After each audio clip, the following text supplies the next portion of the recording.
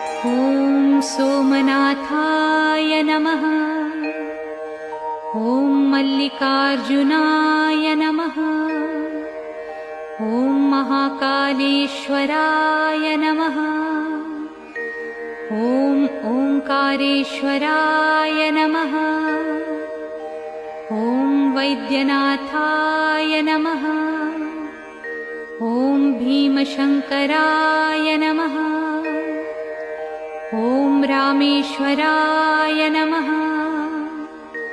ॐ नागेश्वराय नमः। ॐ विश्वेश्वराय नमः। ॐ त्र्यंबकेश्वराय नमः। ॐ केदारेश्वराय नमः। ॐ भुस्मेश्वराय नमः।